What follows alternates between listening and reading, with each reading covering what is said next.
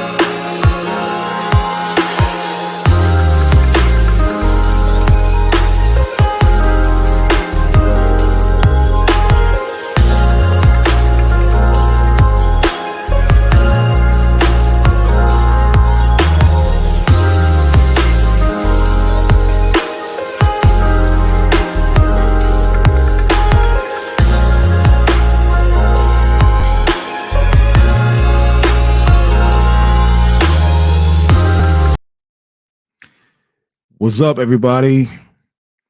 It's Friday night. Just put the little one to sleep. So now I have the time to really jump in and have this conversation. I threw the link up to the live stream. So you guys want to join in now? Let's have this real talk conversation.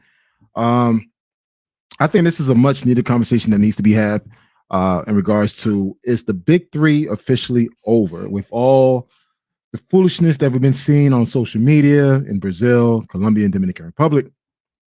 Has the big three has come to an end? Has dude had focused on taking their talents elsewhere, taking their dollars, their time, and their resources to other countries? And it's a great conversation because, you know, a lot of people are reconsidering and exploring other places like Thailand, certain countries in Africa. Now Europe is open again. So people are exploring their option. But the question is the big three officially over when it comes to being a Black man destination, travel destination? And that's something I want to talk about. So this is an open forum, guys. If you guys want to jump in now, let's have this conversation. I kind of just show you guys some of the clips that I've been to. Again, I've been traveling to these countries for quite a while. I could just give you guys a little backdrop on each country.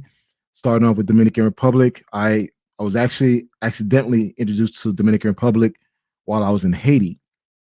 I had a friend that was in Santo Domingo and I was in Port-au-Prince in an area called Pencheville.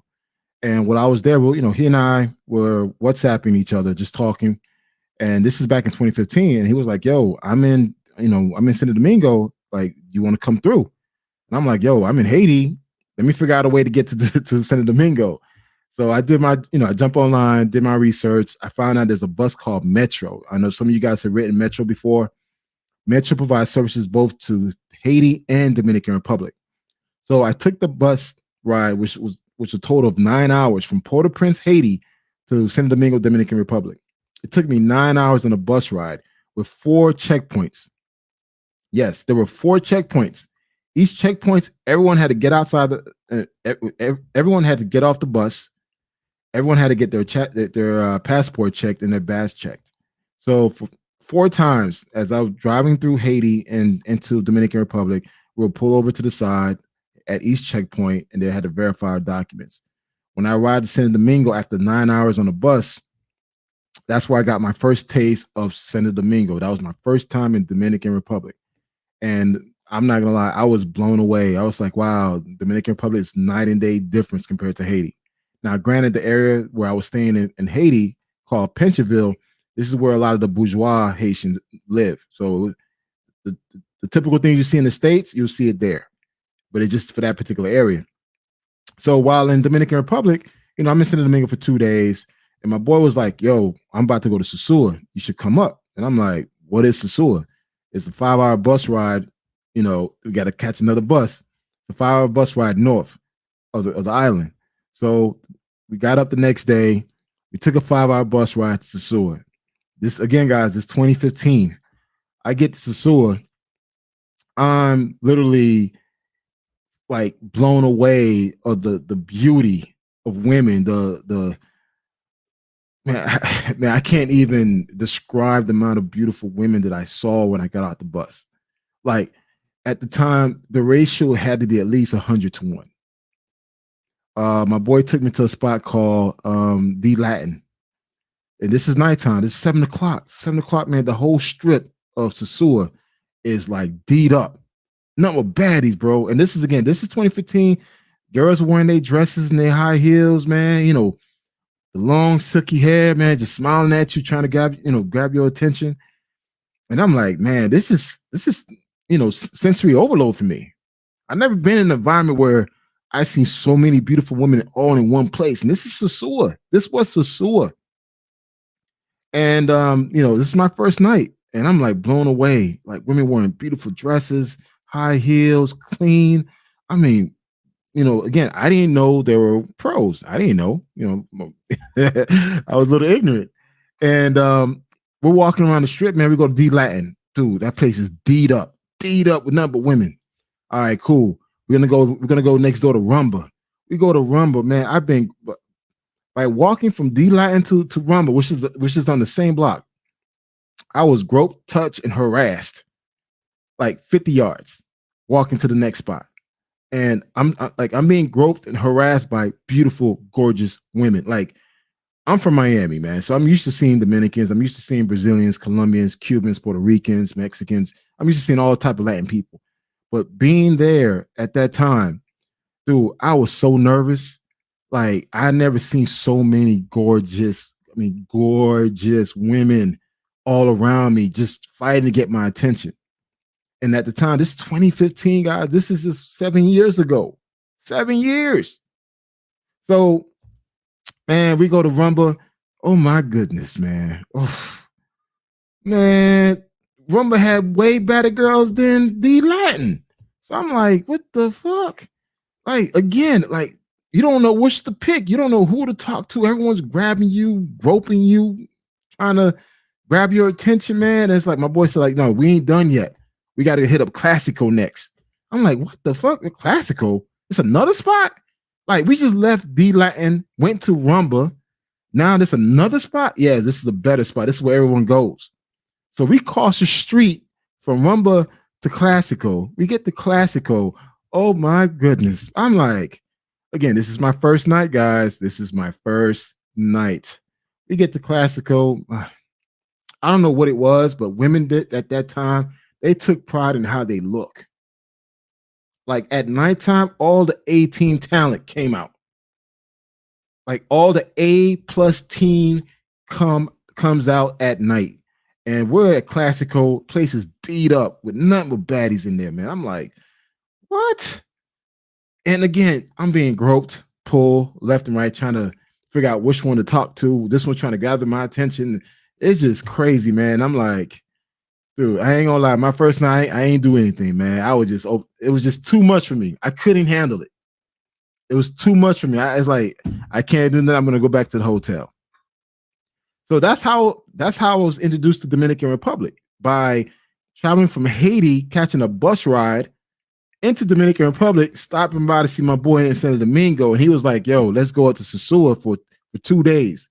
We take a bus ride from Santo Domingo up to Sosua, partied there for 2 days, came back to Santo Domingo, partied for a day, and took the bus back to Haiti. Yes, that same 9-hour bus ride I had to take from Haiti to Santo Domingo, I had to take it back by myself. But guess what? I had a big smile on my face. I had a huge smile on my face. I couldn't help it, man. Now, Colombia. This is the same year, 2015.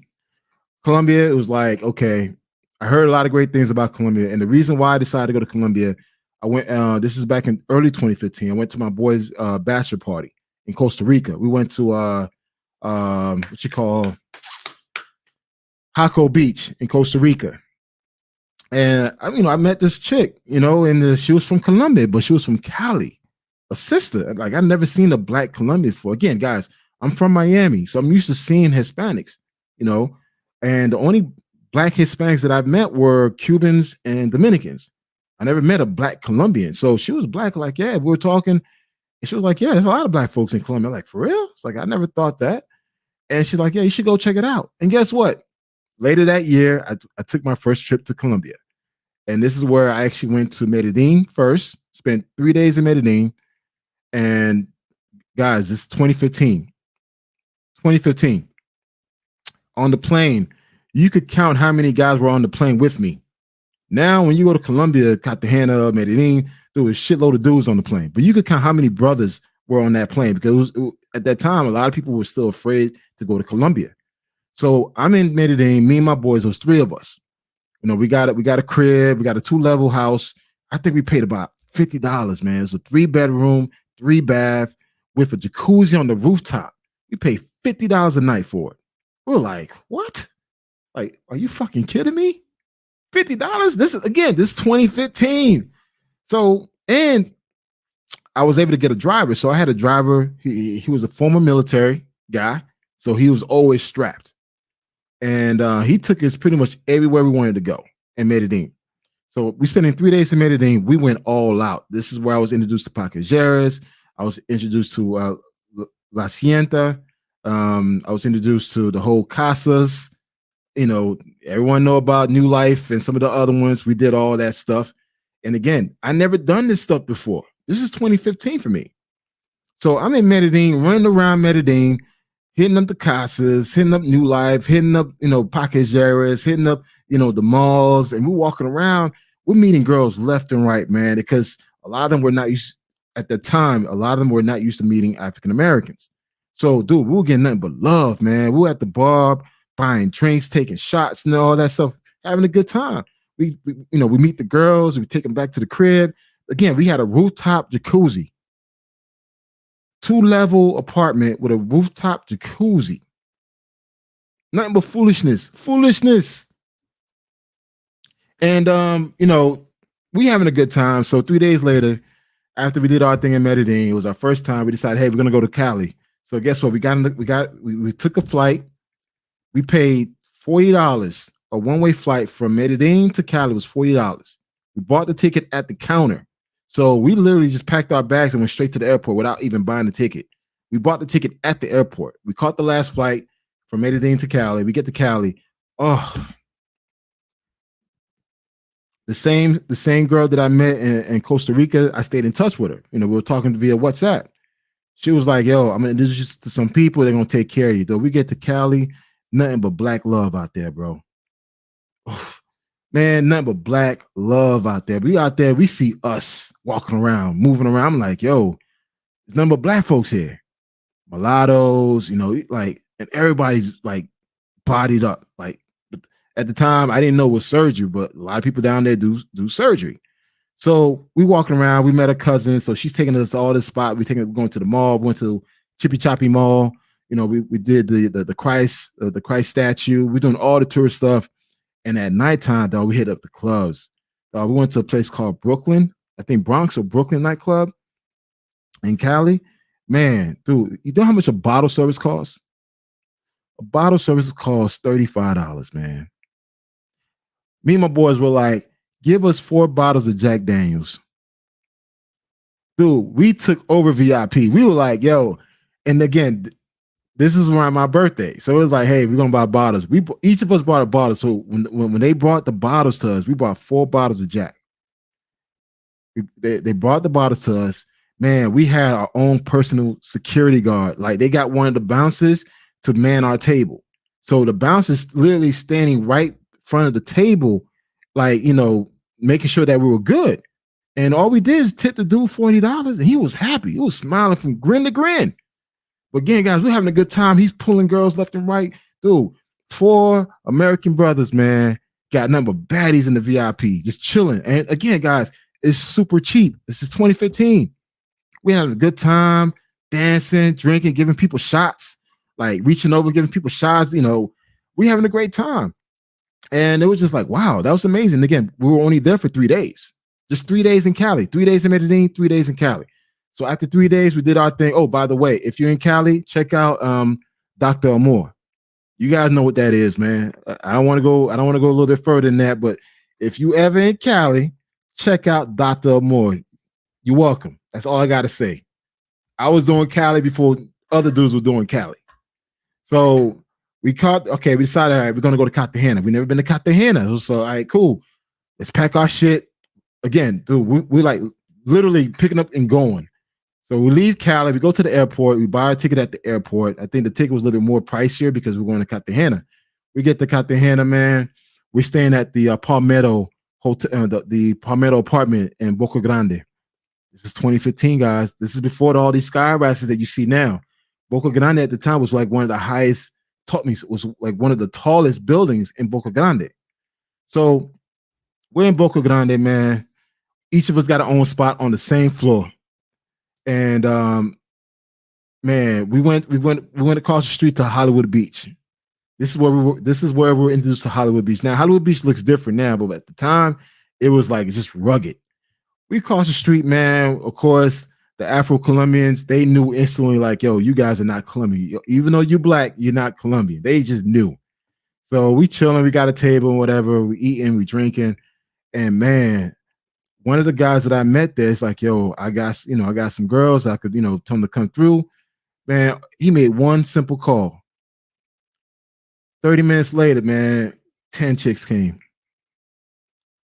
Venezuelans and Colombians. They came with their swimsuit. They came and joined us. We all chilled, had a good time. Man, like, we brought drinks with us. We eating on the beach. We stayed at the beach until nighttime. Even the girls stayed with us. We partied, had a good time. And man, we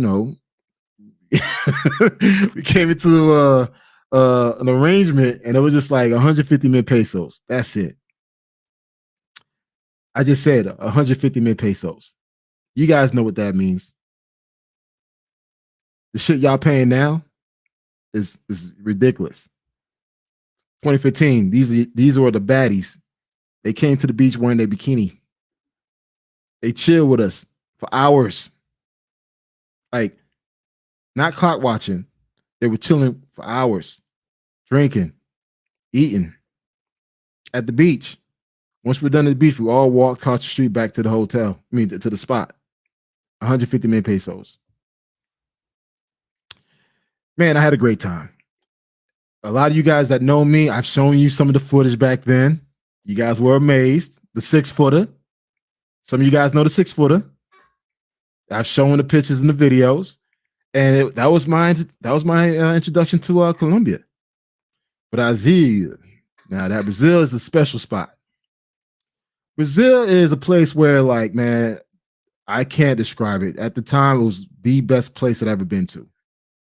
It definitely outshined Dominican Republic and Colombia combined. When I went to Brazil, it was back in 2017, my first time there. I went to Rio. And while I was there, I had the opportunity to meet some of the brothers there. And Charles Tyler, Charles, he was there at the time. Rest in peace.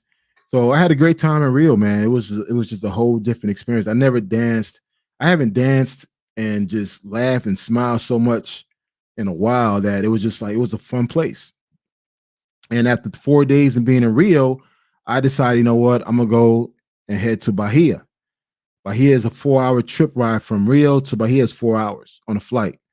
And when I got to Bahia, that just made my experience even more grander. It was just like, wow, this is number of black people here, like straight up black folks, like dark skin, beautiful dark skinned women, like with the whole fluffy hair, the whole samba scene, everybody at the beach just getting their suntan.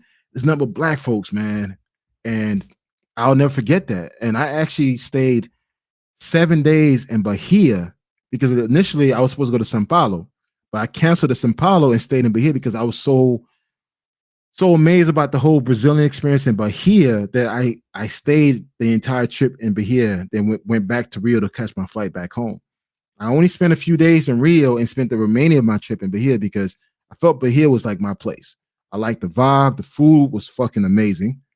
The culture, the women, the nightclubs, everything, man. It was just black. It was just, man, it was just, it's hard to describe. It's like, but here it's like you being in Africa without being in Africa. That's the vibe that I got at the time. I mean, now I don't know how it is now, but when I was there, I was, able to really embrace myself into the culture and to the way of life of Brazil and learned a lot of things about Brazil. I attended a workshop about the harassment and discrimination against Afro Brazilians. Like that shit is real. Like this whole when people say there's no racism in Brazil, that's bullshit. There's racism, colorism, classism, prejudice, all that stuff, man. And it's just like, when you there and you hear and you speak to the other Brazilian, they tell you how life really is for them as a dark skinned person. It's not easy. So all this shit dudes try to paint this fluffy fantasy world like, hey, Brazil is grand. They don't see no color. That's all bullshit. Colombia's the same way. I spoke to a lot of Afro Colombians there. They told us straight up, man, the shit's not easy for us here. So for me, Brazil, Colombia, and Dominican Republic have a special place to me because I had an amazing experience. So I can't really relate to what other people experience in these countries because I'm an explorer. I'm a type of person, I go out and look for things to do. I don't wait for things to come to me. That's the type of person I am. So if I'm going to a new country, I'm hitting multiple cities. I'm doing my research. I know what places to go, what places not to go. I'm making sure I got a fly ass spot. And I'm going to make the best of every situation. So now, since all the countries are fully opened and all the countries are back, operating again, a lot of these countries have been experiencing a huge influx of new travelers. So you have a lot of new travelers going to Dominican Republic, to Colombia, Brazil, and a lot of them haven't been taught how to conduct themselves. But also, too, due to the new fascination with these countries and, of course, inflation, things have gotten expensive. The prices that I once paid in Dominican Republic, Colombia, and Brazil are no longer the same. Now, granted, when I was doing Dominican Republic, Colombia, and Brazil, dude, Airbnb was still new at the time. A lot of people were not traveling to these countries. I mean, maybe Dominican Republic, they were traveling to more to Punta Cana. But Santo Domingo at the time was still cheap for me. So was hella cheap. Colombia, people thought the cartels were still running Colombia. In Brazil, it was just too damn far. So for me, I had a lot of access to a lot of different things because I wanted to explore these countries. But now that things, so with social media and everything else, things have gotten a little expensive. I'm not gonna lie. When I go to Dominican Republic, I've noticed that the prices seems more American. Like I'm paying American dollars now for like at restaurants. Like even buying groceries, I'm spending up to $100 for some bag of groceries. I'm noticing that. Colombia, same thing. The prices are not as cheap. That 2-level house apartment that I had with the jacuzzi, man, you probably get that for $150 now. And just prices just going up because of the cost of living. So now, you got influx of travelers going to these countries, doing their thing. Now you got the passport pookies, the simps, and the Ray Rays, and everybody else in between going out there, making it rain, throwing dollars in the air, being disrespectful. I mean, being disrespectful. And it's just like things have just changed. Now, keep in mind, most of the travelers that are going to these countries are going to the same tourist destinations, such as Dominican Republic, Punta Cana, Sosua, Colombia, Medellin, Cartagena, Brazil, Rio. I don't really hear people going to Sao Paulo or going to Bahia or going to the other city. Now, granted, Brazil has 26 states, guys. Brazil is the same size of the United States of America, but yet people saying that Brazil's over. Like, how the fuck? You know how big Brazil is? And even then, when dudes go to Rio, they go straight to Copacabana and won't leave that area. Copacabana is one little section of Rio. Dudes will not leave that area at all. And they say, hey, Brazil's dead. Colombia, guys will go to Medellin. They go straight to El Poblado and Pacajeras. And that's it. They don't explore the other areas. They don't explore the other cities. Dominican Republic, they go to Sosua, Santo Domingo. They don't explore other areas. Sosua, for an example, 40 minutes east and west, you have Puerto Plata and Caballete. Now, Sosua is a great place to visit. If you've never been to Dominican Republic, and I say, like, this is your intro city, I would say hit up Sosua. Get the first crash course of Dominican Republic, go to Sosua. There, you'll meet other expat, you'll meet successful American guys with businesses there. And it's a good introduction to Dominican Republic. It's just a nice intro. Then once you feel like you had enough of Sosúa, then yeah, you could branch out to Cabarete, Puerto Plata, Santiago, to Santo Domingo. I mean, there's other cities you could actually hit. Colombia's the same way. After you done El Poblado and Medellin, go check out Laureles. There's Envigado. Then if you're tired of Medellin, period, you could just fly out to Bogota, Barranquilla, to Medellin, not Medellin, to Chocó, to Buenaventura, to Cali. There's so many other cities you could actually hit up and really explore Colombia for what it is. Granted, guys, Colombia is the same size as Texas.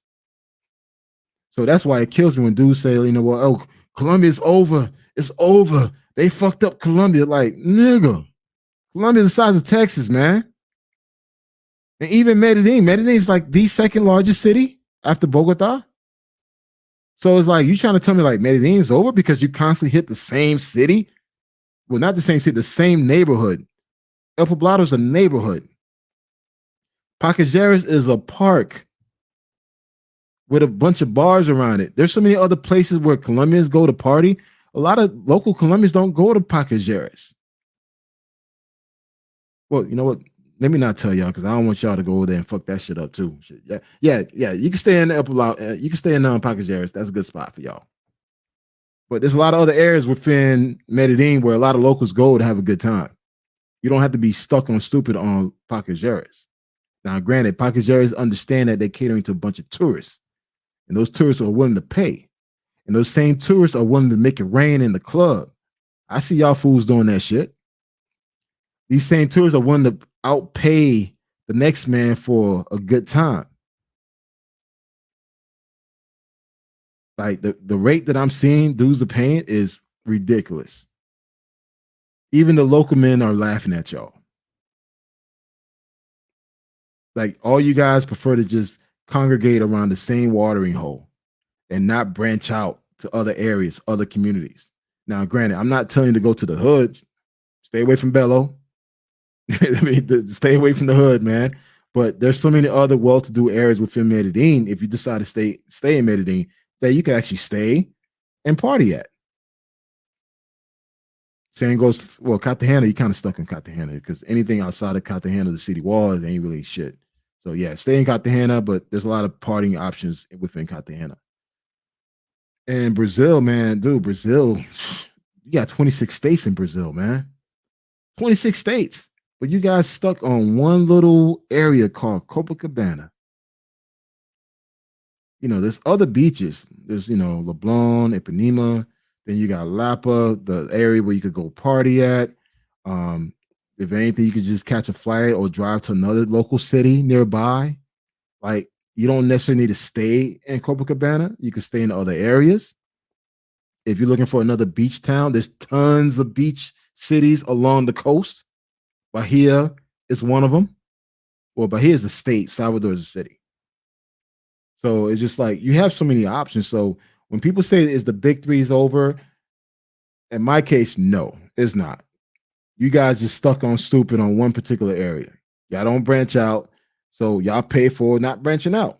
You want to stay on one place. You want to go to Hollywood Beach and, pay those outrageous prices that they charge y'all because they don't charge local Brazilians those prices. You know that, right? When you go to Hollywood Beach and all them Afro and Colombians rushing you, trying to give you a massage and pedicure, you're paying American prices, but you know what? You're so in the mix of things that you're not really paying attention how much you're paying because you think you're paying in pesos, you're not paying a lot, but you really are. Same go for Dominican Republic, man. Look, man, if you're in the tourist zone area, you're going to pay tourist prices. If you're in a local area, you're going to pay local prices. Now, granted, sometimes you trade off being in a local area. You may lose that safety, that feel of safetiness because, shit, Dominican Republic ain't all that safe. It's wild. It's wild in that country, man.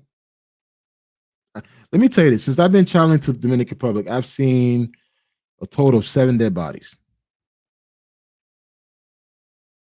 I've seen 7 dead bodies.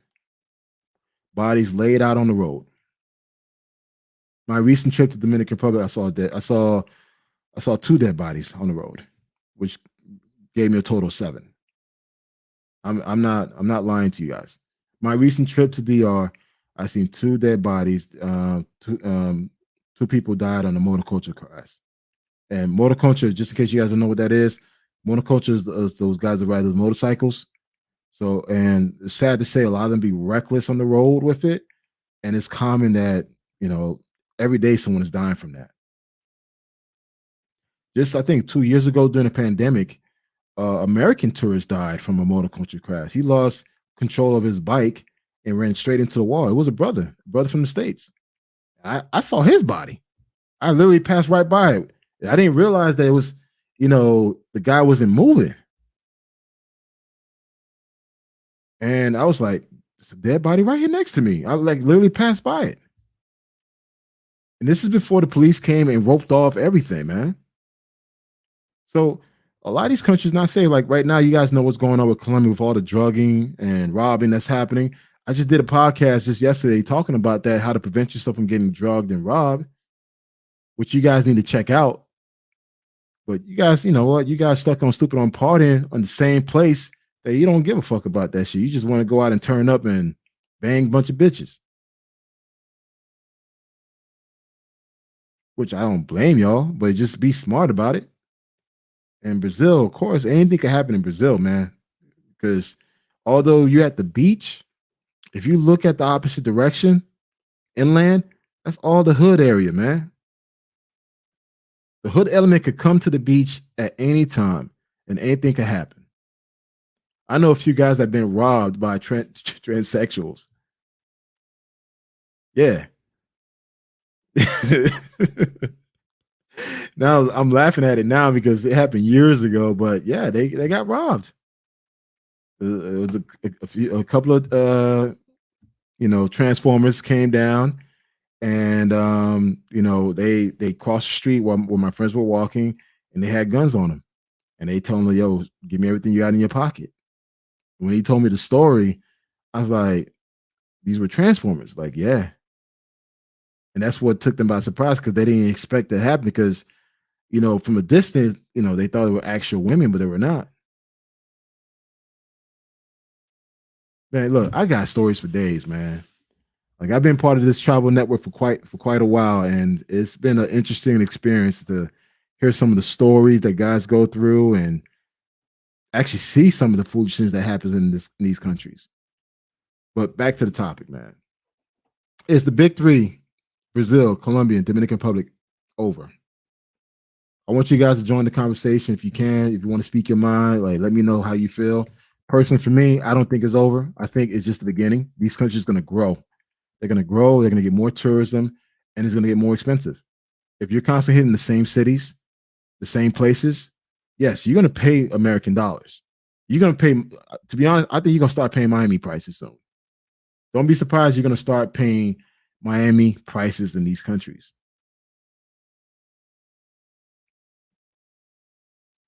But I'm not going to say it's over. I think this is the beginning to the of what's to come. Now, if you're not open to explore other areas within these countries, then that's on you. Because there's a lot of options. Dominican Republic is a beautiful country, man. I've been all over. I've been to 26 cities and 26 cities and towns. I've been to the highest point of Dominican Republic called Constanza, and I've been to the furthest point to Santa Maya and Las Terrenas. I've been to all the way to Santo Domingo. I've been to the Campo area. I've been to the border area of Jagabon. That's the border between Haiti and Dominican Republic. I've been out there for a few days, so I've been all over. With Colombia, I've been to multiple cities. Brazil, I've been to multiple cities. I was able to actually see the country for what it is. Now, granted, there's other cities I haven't been to, but I'm trying to see other countries. So it's the big three. Is it over, or do you feel like this is just the start? Join the conversation, man. I'm dropping the line for you guys. If you guys want to jump on the call, let's have this conversation, man. This is a great topic. I'm drinking my wine, got my glass, and want to open the floor for you guys. You guys are pro or against? Let me know. Speak your truth. Got some comments in here. Let me put some music on, man. I need to jazz it up a little bit.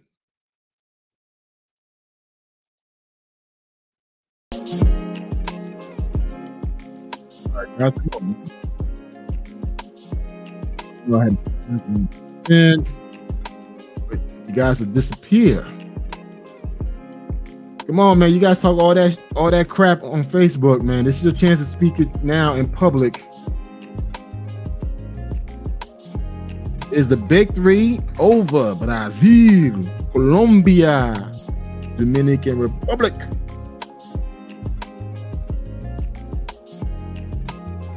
Like I said, I've been to all three. I did my thing in these cities before it started to blow up. I have no regrets. No regrets in these countries, man. I had an amazing time. Got tons of footage. Back in the Facebook days, before the censorship, man, we used to post up a lot of content. Now you post the same content, you go on the Facebook pre-zone. They'll put you on Facebook jail. So I can't post none of that stuff anymore. But man, I got some great memories. I was looking through some of my old pics. I'm like, wow, this is 7 years ago, 6 years ago, 5 years ago. Let's read some comments, man. What's up? People don't know what it takes in the photography world. Yeah, man. Photography. I'm learning a lot about photography, man. My boy Bacchus taught me the game. Man, being a photographer is so technical. You think you just, pick up the camera and start taking pictures. Like, there's so much stuff you need to know about exposure and, lighting and all this stuff. And I'm like, damn, I thought I could just pick up the camera and just take pictures, but it's not even like that, man. But I'm glad I'm learning a new hobby, man. So it's kind of fun for me. Global paper, Brazil or die. Yeah, man.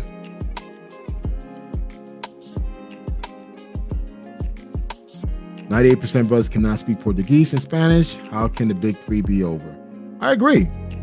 I think right now, with social media giving these countries more exposure, this is just the beginning of what's to come. I think it's going to get bigger. Cartagena is going to get bigger. Sassuolo is going to get bigger. Medellin is going to get bigger. Rio is going to get more American tourists. Brazil always gotten tourists from Europeans. But now, Americans are starting to see Brazil for what it is. You're going to see more women traveling to Brazil. I'm actually in a few travel groups, and women are actually going to Brazil now. I see a lot of sisters in Rio living their best life, guys. And sad to say, some of them kind of living better than y'all. Content that I'm seeing from the sisters, dude, they hitting up all the fly restaurants, all the fly clubs.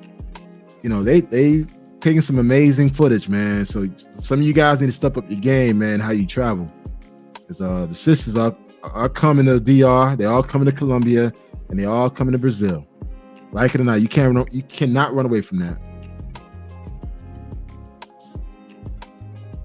There's some more comments. What's up, homie? Watching the intro, I see I have stepped up my drone for this game. Yeah, man. I've gotten better with the drone, man. So it's like I'm going to Thailand next week, but I'm not allowed to fly my drone because it's not registered. So that sucks. Brazil is just too big to be ruined. I agree. Guys, Brazil has 26 states. Brazil is the same size of the United States, or probably a little bigger. Brazil has the rainforest. You know how massive Brazil is, man? Brazil has the second largest black population outside of Nigeria. Nigeria is considered the blackest country of Africa. And due to the large population, I think Nigeria has the largest black population, or the largest population in Africa. Brazil comes in second, with the second largest black population outside of Africa. So that tells you how massive Brazil is and the percentage of black people in that country. There are more black Brazilians than there are black Americans in the States. Keep that in mind, guys.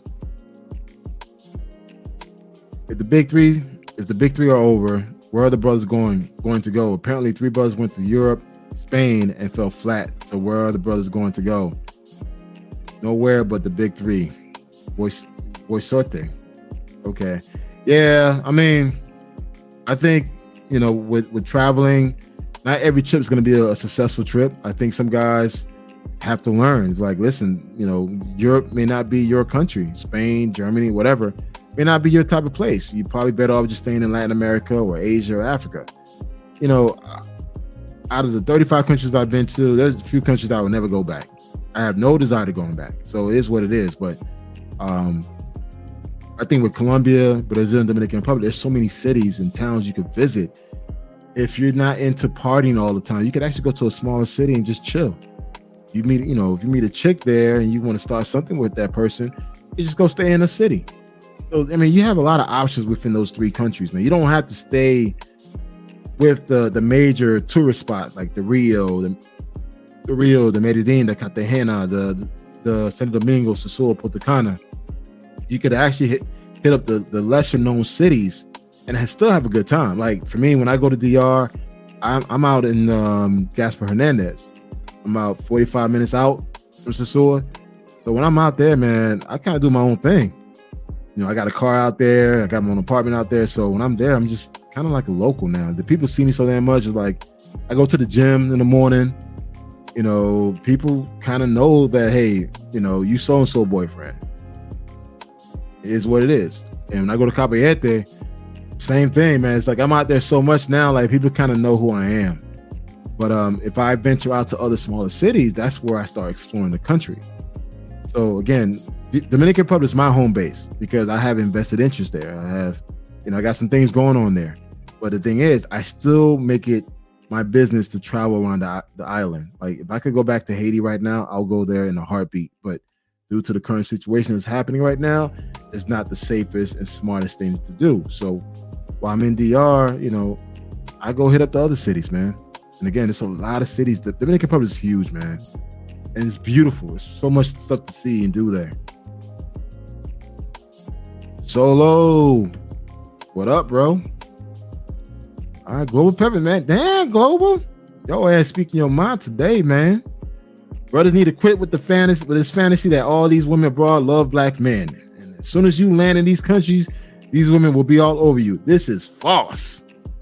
Wow. Hey, man, you know what? Global People just spoke real facts, guys. This whole fantasy that, you know, women gonna love you by you just showing up, it's bullshit, man. That's fucking bullshit. Dude, look, sad to say I'm gonna burst a lot of your bubbles here. A lot of women don't want to fuck with y'all like that. I'm gonna say it again. A lot of women don't want to fuck with y'all.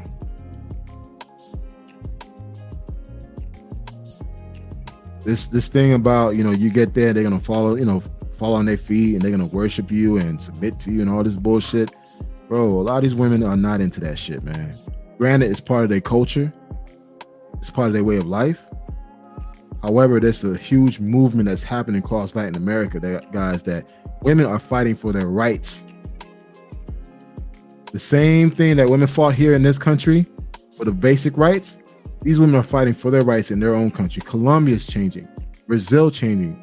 You're gonna start seeing more women asking for more rights to work, equal pay.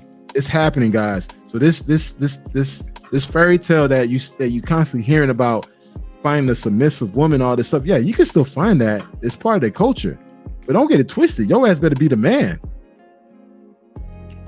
Don't be that half-ass nigga that think you could just show up, like, I can find me a submissive woman. No, it's not gonna work like that. If she does not respect you, she's not gonna submit to you. And that's any woman. It doesn't matter where you are. If you're not, guys, Latin America is a very machismo, man country. You gotta play your role as a man. You can't go there thinking that, hey, it's gonna be 50-50 and it's gonna be my way or the highway. No, dude, if she does not respect you, she's not gonna do nothing for you. And don't get it twisted. A lot of these women overseas cheat. These women cheating on their boyfriends and husbands too. Don't get it twisted, man. This fairy tale that you guys have, this fantasy, you know, through YouTube, that shit ain't real. These women have the same desires and wants as American women. If anything, guess what? They look up to American women. They love the freedom and lifestyle that American women have, and they want that. They want that. Because I tell you this right now, once a woman knows that she doesn't need you for shit, and she doesn't respect you, dog, you're gonna be replaced. Especially if she's a baddie. She looks good. Wish you luck. And Global Papers back at it again. 2006. Wow, first time in Brazil. 2012, first time in Colombia. 2010, first time Dominican Republic. Hey man, we got a lot of guys with real receipts out here, man, doing their thing. Mike C. I miss the old days of DR. Women were much sweeter, cared about their appearance, and took care of themselves. Man, again, guys, I started my trip to DR in 2015. And when I went to Sosua, even in Santo Domingo, I know the women there didn't wear jeans. A lot of them wear dresses. But now it's like everywhere you go, everyone's wearing jeans and pants. But back then, they were wearing dresses. So even in Sosua, girls were wearing dresses, like the nice fitted dresses. Daytime, like same thing. They'll walk around their sundresses and just chill out, hang out. They were never that pressing. Now it's just like, dude, you say no, you get cussed at. They cuss your ass out in a heartbeat. But I remember those days, man. Yeah, those days were a lot sweeter, man. And now, she's kind of ratchet. What's up in the chat? What's up, bro? God damn, Global. Yo ass speaking your mind today, boy. You came hyped. All right, 2010 Club Help closed in Rio. If you never went to Brazil pre-2010, words cannot even describe what it's like. When Club Help was open 7 days a week, Rio, Brazil was on fire. I heard a lot about Club Help.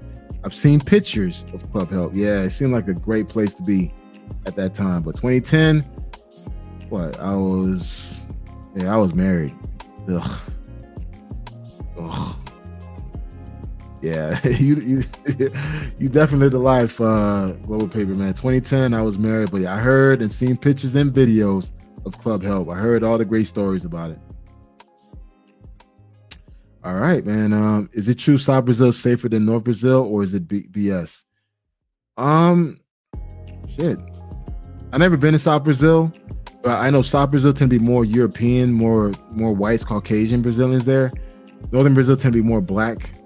Of course, whenever anything is black, they label it unsafe. That's what I noticed. Even when I was in Colombia, when I was heading to Cali, the people in Medellin was telling me don't go to Cali because it's not safe. But then I get to Cali, it's nothing but us there, nothing but black folks, man. So I'm starting to see a correlation where whenever someone talks about, a certain segment or area and where there's populated with black folks, it's considered unsafe. But, as black people, we could go anywhere, man. Just don't carry jewelry, your New York hat, your Air Force Ones. Don't bring attention to yourself, man. But yeah, that's a good question. I think if someone can answer that question on the chat, that'd be great. But I only been to North Brazil, so I've never been to South, so I couldn't really answer that question.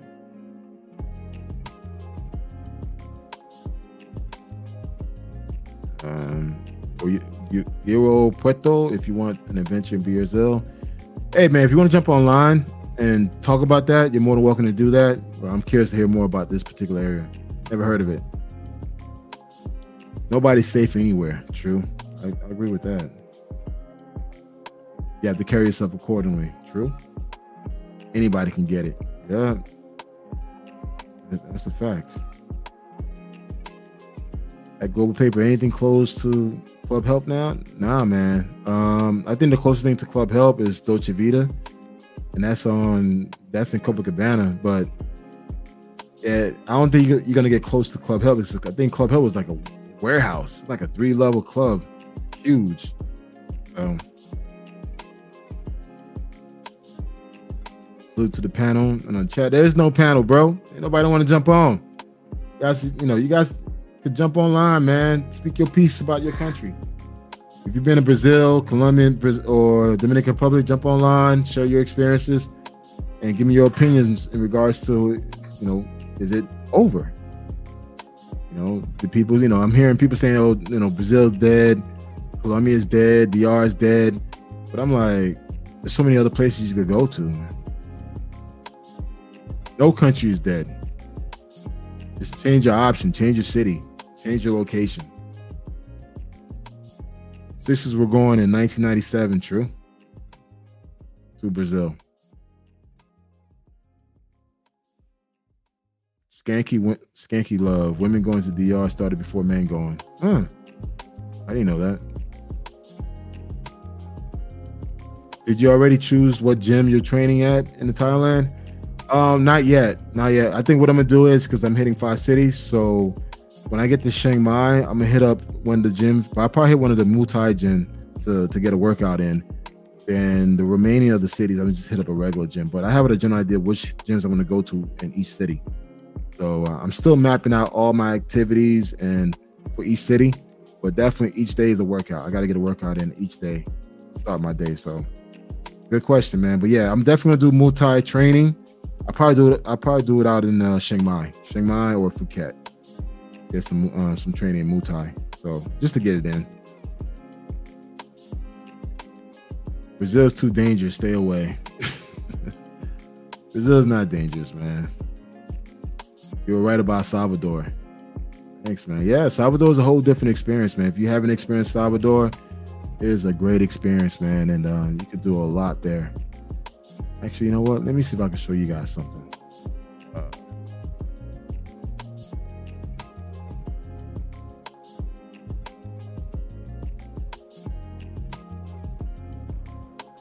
Hey, what's up, Marty? What's going on, Cano? Happy Friday, man. Oh, same to you, sir. How you doing? Pretty good, man. On my way to meet one of my buddies. He actually travels a lot, too. And he's been to Colombia a number of times. And we were, just kind of talking about the next trip there. How we're going to move, how we're going to put stuff together. Because things have changed since we first started going there. You're breaking up there.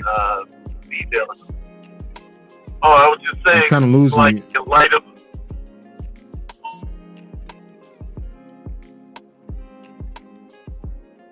I lost you now.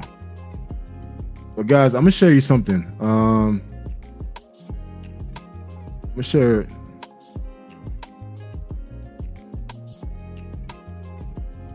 Hey, what's up, Captain K? Are you there? Hey, what up, dog? Hey, what up, man? How you doing, bro? I lost you too, man. What's up with you guys, man? What's your internet? That wireless acting a little funny today. I have a finger on my mouth. Man. I'm back. Okay. How are you, brother? Hey, man, doing good, man. Planning my next trip to Brazil. I know. You got one more year to retirement, right? No, I know. I got one more year until closer to retirement. That's what I meant to type. I wish. Okay. I wish. I got about 5 more years and then I'm done. Okay. Yeah. I'm gonna show you guys something, man. Can you guys see my screen? Yeah. All right, cool. This is Salvador, guys. This is back in 2017.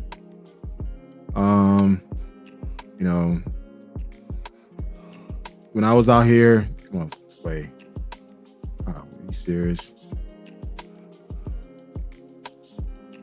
Why is it not playing now? Okay. But go ahead and speak about your experience. Hey, what are your thoughts on Brazil? Do you think Brazil is over? Do you think it's being taken over by the passport pookies? No. Because passport pookies ain't going past, only going between post 1 and post 4. Now, if you can you explain what is post 1 and post 4? So when you hit Copacabana and that main, I can't think of the name of the street that comes into Copacabana, that whole stretch, Atlantica, is that what it was? It is? I can't think of the name of it. But anyway, it's divided into about mile and a half stretches, and they have a post there where they have lifeguards on the beach.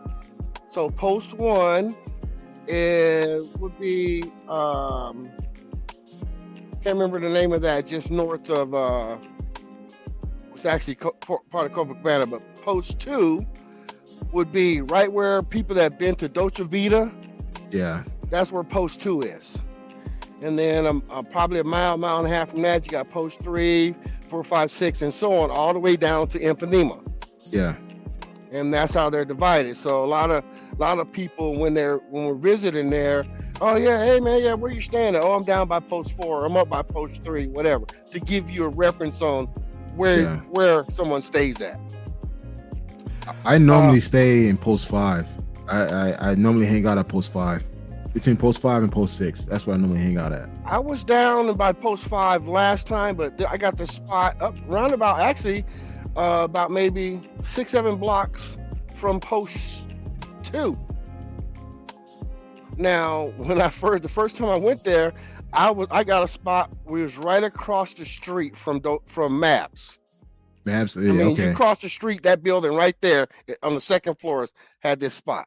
That's where I was. So it was crazy. Yeah, still got the pictures from that on the pool table. But anyway, but a lot of these people that go to, they don't go past. They may hit Central, hit Cuatro por Cuatro, yeah, or Club 60 or 65, 4x4. Sorry, yeah, 4x4 or 65 or something like that. But other than that, that's as far as they're going. They've never been to Ipanema.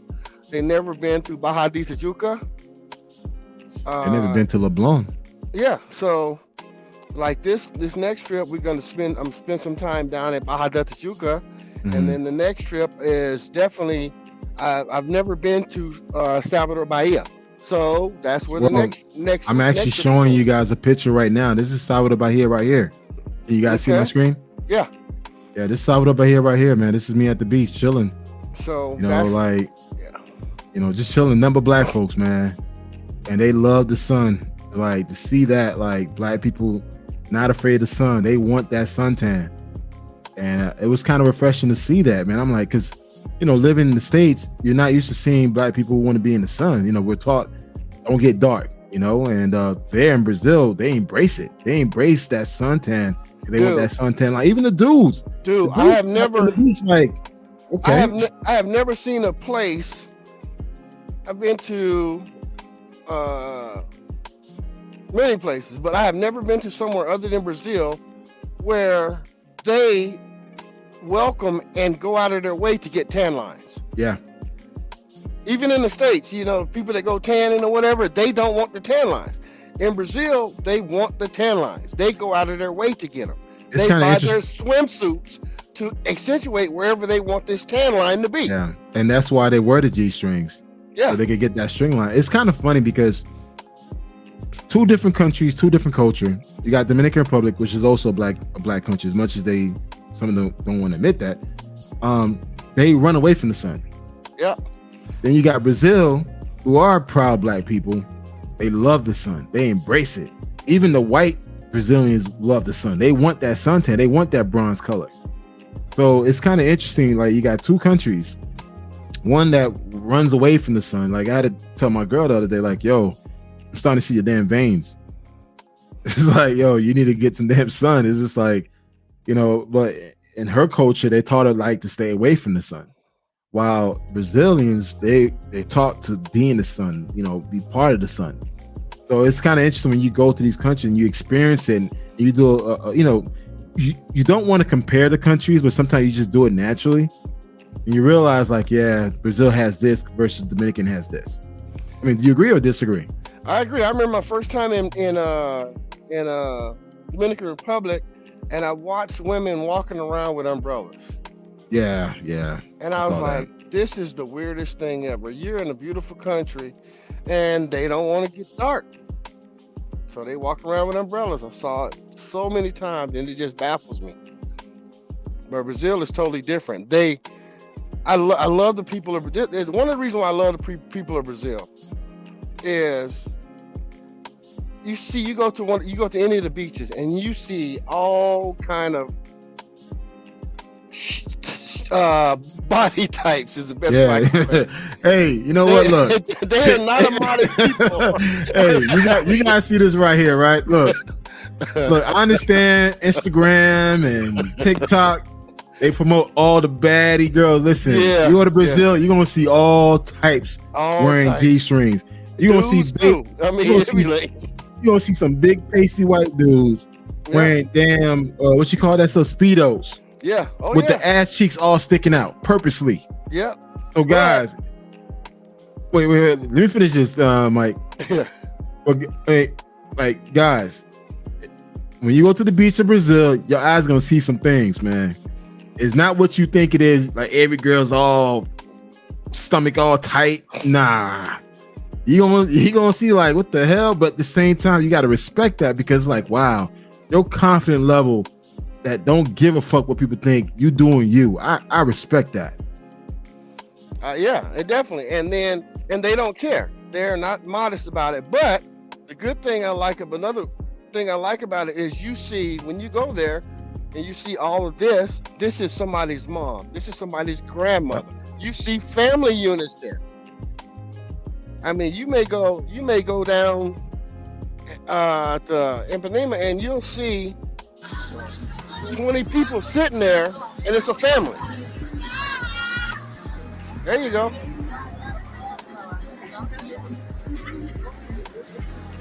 Yeah, I agree with that. Like, you see a group of people sitting together, it's a whole entire family. Even the grandma's wearing a G-string. Don't be surprised. Don't be surprised, guys. And nope. I respect that. And it's just like, and you know, depending where you are, you know, the guys out there, they see their wife, they know their wife is beautiful. They know their wife is bad. And he doesn't care this guy's looking at his wife because that's part of their culture. And that's something I give Brazil. They're not afraid to promote their sexuality. Even the gay guys, they let it all out. It's like, yo, they proud to be what they are. So when you're in Brazil, like people embrace who they are. Dude, go ahead. I got a funny story for my first trip to Brazil. So we're down in Ipanema, way down there, and I'd never been there, so ran into a couple guys that had been there before. So I'm like, okay, they've been here before. We're gonna hang out. So they're like, all right, let's go to the beach. Now, you've been to Brazil, so you know when you get there, you've been on a plane for 10 hours, and then you get there, you go exchange your money, get your spot and all that. So you hadn't slept at all, right? So you're just hanging out, trying to make it past that night. We go down to this beach and we're sitting down. Yeah, we can go down here and hang out. So we're sitting down there, having a little drink or whatever. And I'm looking around. And I go, hey man, where the women at? He said, oh man, you know, I just wanted to come down the beach and hang out, man. I didn't even think to take us to the right spot. We in the spot where all the gay people hang out. I was like, damn dog, man, you could have told us that before we sat down here. So it looked like it was just a bunch of dudes, the 4 or 5 of us, we were in the crowd. And I just thought it was funny for our first trip to Brazil. And you walk a mile and a half and then you see all these beautiful women that you're looking for. But anyway, maybe that's too much information. No, I agree with that, guys. Like I said, that's another thing. I'm sorry to cut you off. That's another thing. When you go to these beaches at these different posts, you got, you know, it's a good idea that if you know somebody local there, they're going to direct you where you need to go and where you don't need to go. Because some of these, wherever this post, I can't remember the name of it. It's the first time there, I don't remember. But wherever near this post where we were, that was the known gay section. That's where all the guys went that were gay. So knowing the language would have helped that sooner, or having somebody to kind of show you around. So just keep in mind. Oh, I actually passed through the gay section without even knowing. I was like, oh shit. I was like, oh shit, I'm in the wrong place. But that shit doesn't bother me, man. So I was like, that doesn't bother me. I just thought it was funny that I go to a country and I'm looking for women the very first time I'm in country, and there's nothing but dudes around. I'm like, okay, this is not as advertised in the brochure, you know? Like, where are all these women at? All I see is dudes. And then it wasn't no issue. They didn't bother us. It was nothing. I just, you know, you have your impression. When you first go to Brazil, you have your idea of what you're supposed to see. and it didn't match. It didn't match what I had in my mind. Look at this. You see this, Mike? Oh yeah. Man, guys. Yep. I give Brazil this, man. But the women there are freaking. It doesn't matter what their size is. I love their confidence. They don't care. They don't care. They don't care. I love that shit. Like when I'm in DR, like they care so much what people think. Brazilians just don't give a fuck. It's just like, yeah, I'm fat and what? I have a husband. It's like, okay. And like these sisters here, man, bro, they stood up. Man, I was like, God damn. You think you'll find this in the States? Like sisters just sitting like this, openly in the sun with no umbrella, just with the G-string on and Miami. I mean, probably in Miami. Miami's part of. I was about to say Miami, maybe parts of Jacksonville. Yeah.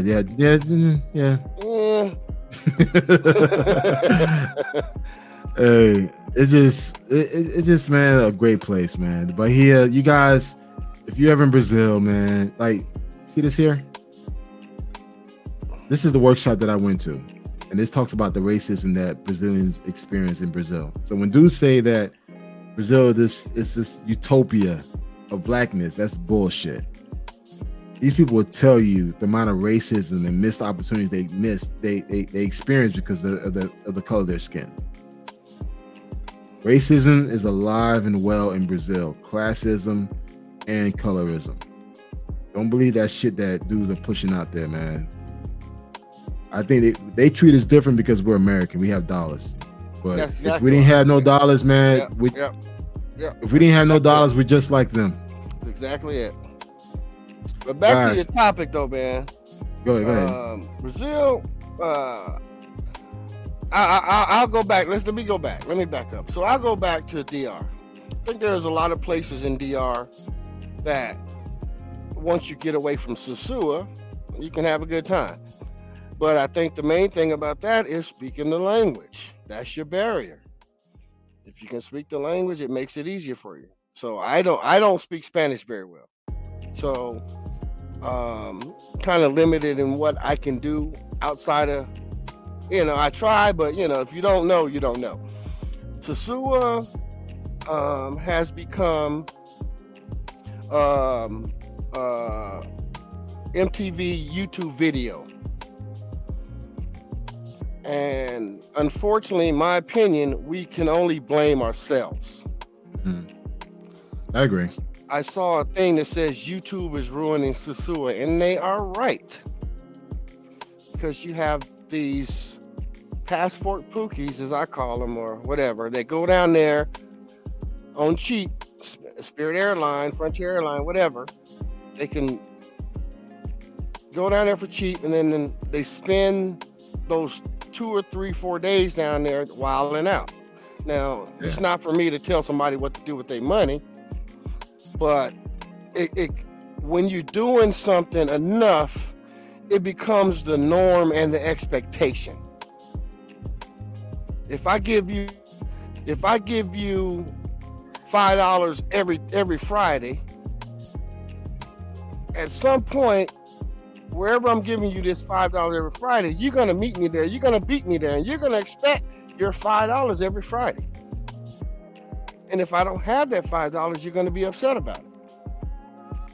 And so that's what's happening in Sosua is you have all these people making it rain. Envy, I stayed at Envy before, and I'll never stay there again.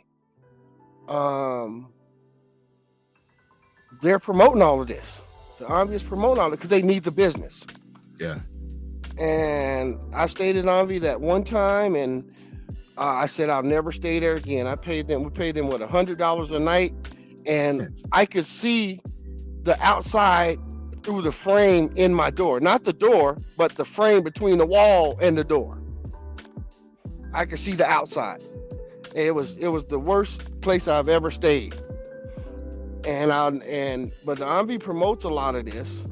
Hey, I get it. They're trying to make money. Hey, it is what it is. But if you're just out to get those mangoes, then it's pretty much done for you. Sosua is pretty much done for you because you're gonna have to pay what they're asking now. Now, if you want to do other stuff, if you want to look into culture, learn the language, go do other stuff, then it's not dead for you. It's just all in what you're trying to do. I agree with that. I agree. I want to make this clear to everybody. I know a lot of people think I'm a Sosua hater. I'm not. If anything, I've been pushing traffic towards Sosua. You'd be amazed how many people I directed to Sosua.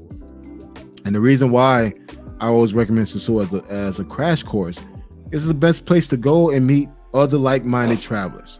Not too often you have a good amount of large black men travelers being at the same place. You're not going to see that in Brazil. You're not going to see that in Colombia. Now you are, but beforehand, you didn't see that in any other place. So Sosua is like the best place to go. It has the best beach, got some great food, good entertainment. It's just be prepared to deal with the foolishness. So, and if you want to try something different, then go to other cities. But if you wanted something that is like a one-stop shop, that's a perfect analogy to use. A one-stop shop experience. Go to Sosua. Or to Cartagena. That's a one-stop shop. That's everything you're looking for. That you want to do for a weekend trip. Now you're looking for culture, you're looking for like quality, then you may need to stay a little bit longer and go to other cities. But if you're not willing to put in that work, then go to Sosua, man. You're gonna have a good time. Great food, great restaurant. Check out Flip Flop. Check out Flames. There's a lot of check out Chicken and Waffles. There's a lot of great places you could go to and really meet other like-minded travelers that's there to have a good time. I mean, you can have an amazing great time. You got a villa, get entertainment, make sure you take care of them. You're gonna have a great time. But understand that it's like, hey, listen, you're just there to have fun. Nothing more, nothing less. So I mean, Sosua ain't going nowhere. No, it's not. It's just a game game has changed, and it's all economics. Yep, it is. And it's all economics, and so it ain't going nowhere. Shit. They've been saying Sosua's gonna be gone for years, but it ain't went nowhere. Captain, we met in Sosua. Yeah, we did. Sure did. We met in Sosua at the damn restaurant, man. We chilling on the beach. Sure did. So it's just like, again, as much shit that I talk about Sosua, man, I'm there in Sosua. I drive out from Cabarete, I drive into Sosua, meet up with some guys. And I'm flying my drone around the beach, around the area. I bump into him. So it's just like I bump into a lot of brothers in Sosua, man. If anything. Yeah. And I still talk to brothers that I've met, yourself and several other brothers that I've met in Sosua. Yeah. Port of Plata area. So my thing is just just be smart with it. And I guess I'm an old man, so I guess my patience is very low. So when I see some foolishness, I'm like, young bro, you ain't got to do that. You ain't got to make it rain. There's no point in it. You don't have to do that. You're better than me because I'm not talking to them. But I got to. Because sometimes when you see people doing stuff, you as you get older, you realize they doing it because they don't know any better. And nobody's told them that it's not necessary. I agree. Because some of these brothers, they've only seen the YouTube videos. And they say, oh, okay, I want to go. So they go, they struggle, and they get their passport, get their money up, and they go. But they don't have nobody in their ear to tell them, no, young bro, you ain't got to do that. You ain't got to be that way. This is how you got to move here. Because only reference they have is some of those YouTube videos that they've seen people making it rain, popping bottles. I heard of this brother in Dolce Vita in Brazil was buying buckets and bottles and all that and couldn't pay his tab.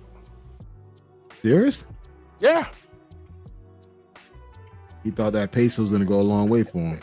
Because people don't, a lot of times when they get there, they see pesos, and what do people think? They don't attribute it to real money. I've seen guys, listeners, I've seen and met guys, black men, who've gone broke in 2 days after getting to their trip. Within 2 days of their trip, they are completely broke. It's easy to do.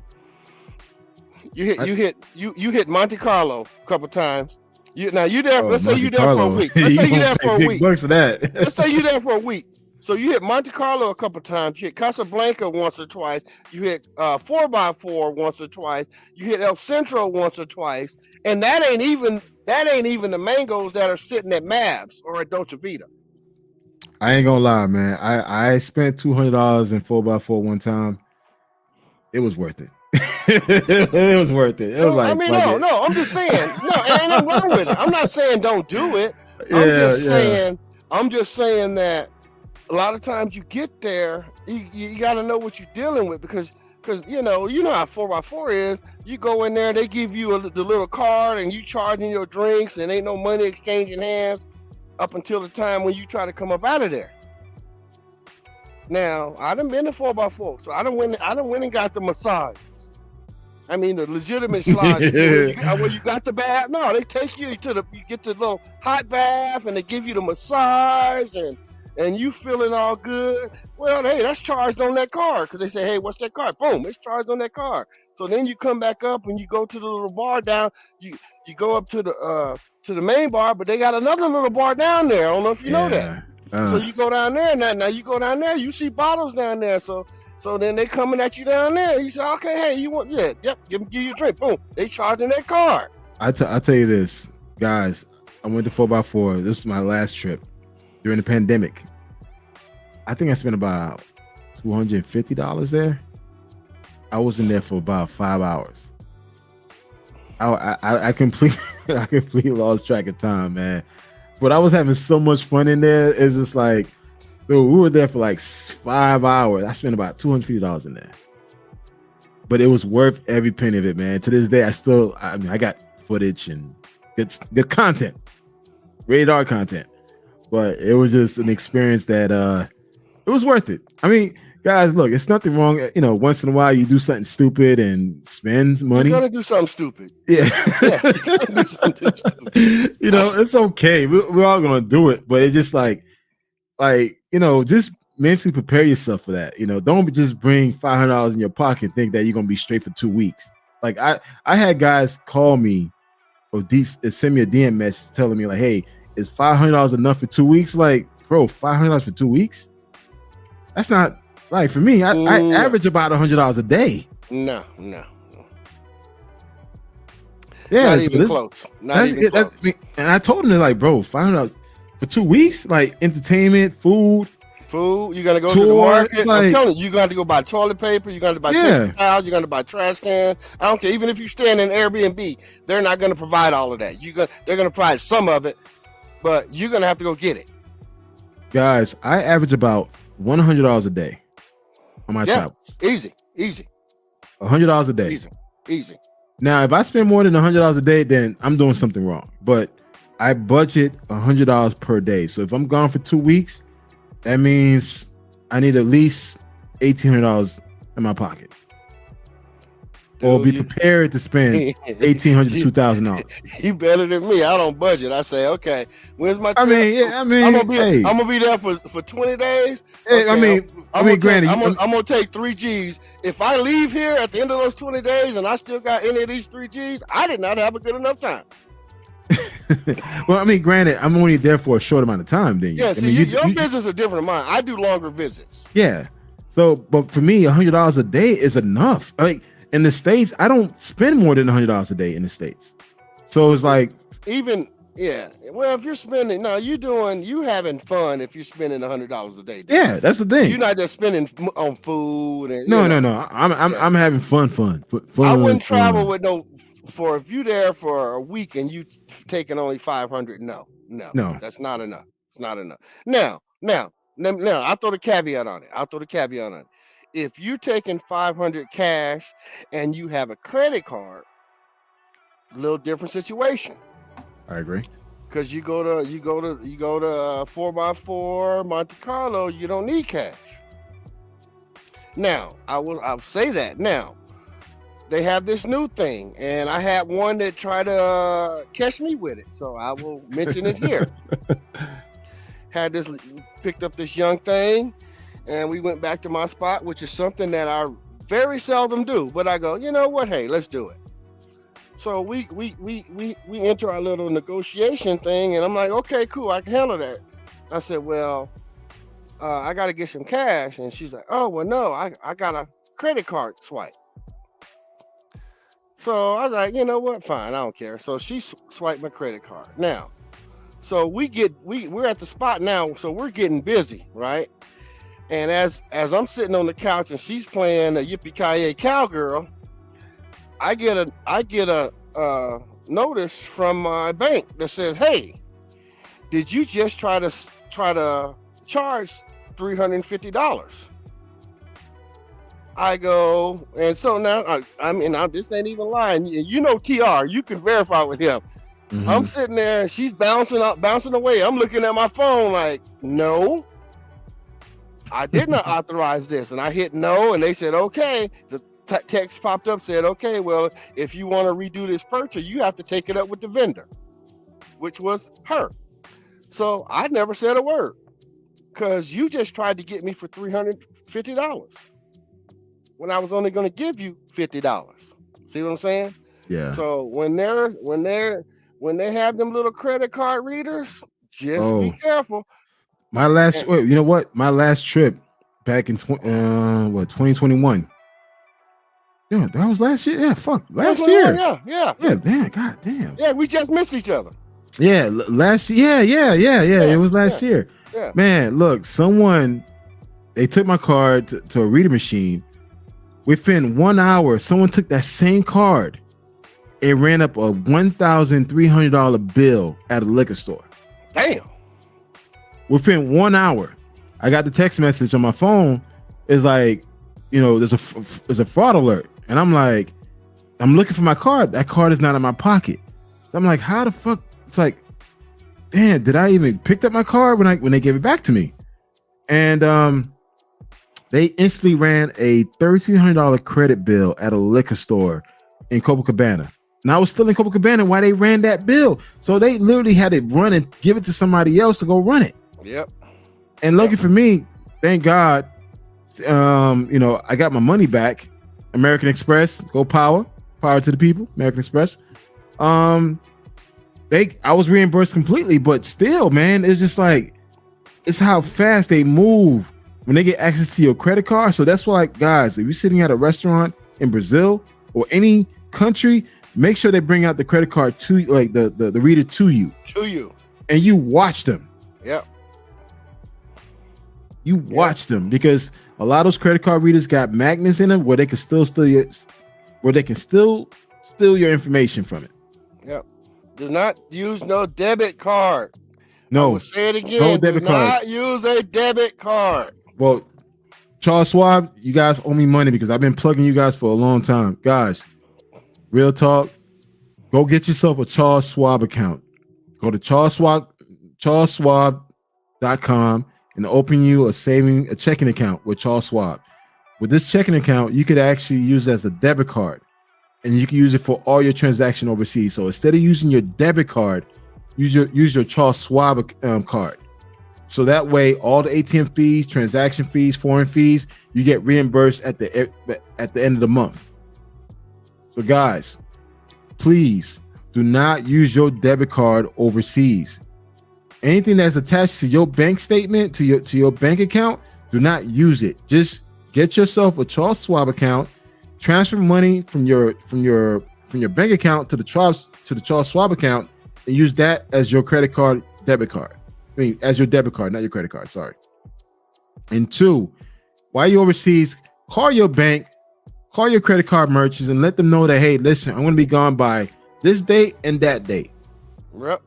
Put alert on your card, because the thing is, they could pick up any fraudulent charges and you'll get that text message or that call. Because for me, I instantly got that text message about someone charging $1,300 on my card within 1 hour, and I was able to shut that card down, and I got reimbursed for it. Yep.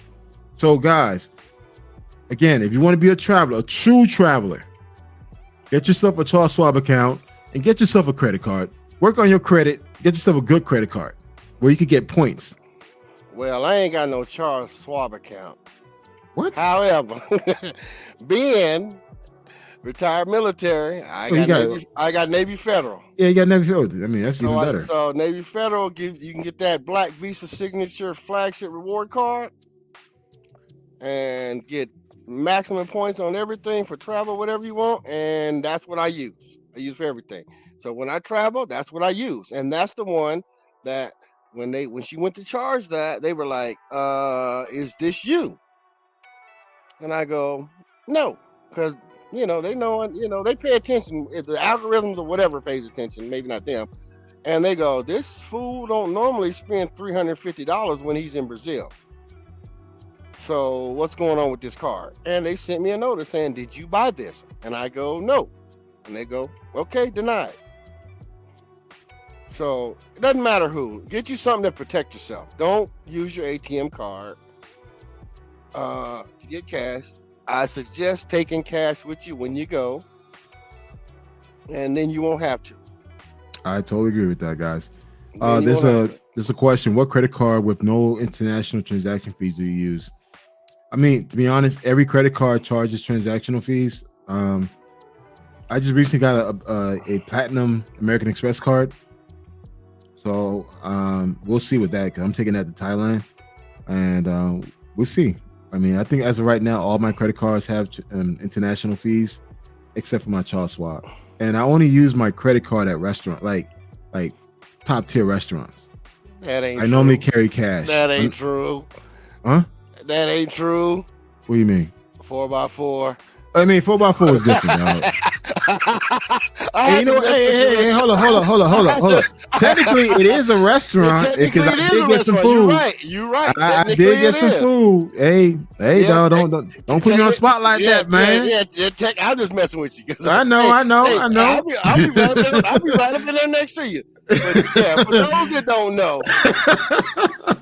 purchase of mangoes is legal. However, a brothel isn't. So all of these places label themselves as a restaurant. Yeah, they're restaurant. That's how they get away with it. Yeah. Most of the places are labeled as restaurants. So I did order appetizers. I got some wings. Well, that's what the name was, appetizer. Okay. Yeah. I got 2 wings, though. Two wings, though. You know, you catch the drift, dog. Yeah. I got 2 wings. I got 1 white, 1 dark. I had to experience that, man. I went with the sample platter. Hey. Man, but I'm telling you, I joke, and that's a small part of me going to Brazil. I have a ball when I go there. I'm relaxed. I have fun, and then like the last trip went during Carnival, and so I actually met this guy, and he said, "Yeah, I'm going to these schools that do the carnivals and they practice." And I said, "Can we go? Can I go?" And he was like, "Yeah." And so we went to a couple of these schools where they practice, and then we ended up going to the Summer Dome when they were practicing for the real carnival. And it was amazing. These people do this just for the love of their neighbor. It's like when we were kids, you had the it depends on when you were a kid, but when I was a kid, we had each neighborhood had a baseball team, and so you would play against your the different neighborhoods to see who was the best for that year. Well, that's what those schools are. They compete to actually present in the carnival. So they hold these competitions throughout the year, and they practice, and they don't get paid for it. Yeah. So they put in all that work. So they were amazed that we wanted to even go to any of these schools to watch them. And they welcomed us in and like, "Yeah, y'all come on in." And so that's what I like about traveling, is meeting different people, experiencing the different culture, and they see that you're interested in it, they'll gladly show it to you. And they see that you're trying to learn Portuguese, you'll say something and they'll go, "No, that's not how you say it. This is how you say it." You're going to get those that's going to kind of laugh at you when you say something, messed up, as long as it's not insulting. Yeah. But that's why I travel. I can't speak for everybody, but that's why I travel. Because I want to see different stuff. I experienced that during my time in the military. Then after a while, you get your kids, your family, you stop doing that. But hey, my kids are grown now. I got grandbabies. So now I travel again. And one of these days, I got a son. One of these days, when he get his head out of his ass, he said, "Hey, son, come on with me."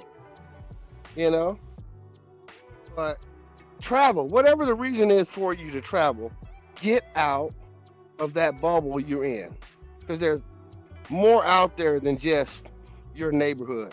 Whatever. I agree. Get out and do it. First step in that is getting your passport.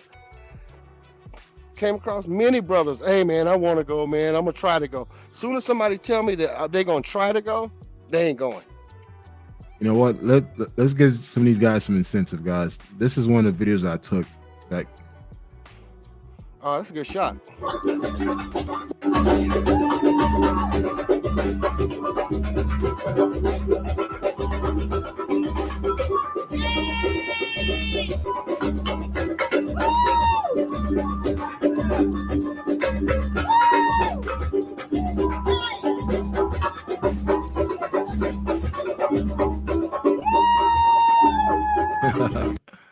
yeah. You guys saw that?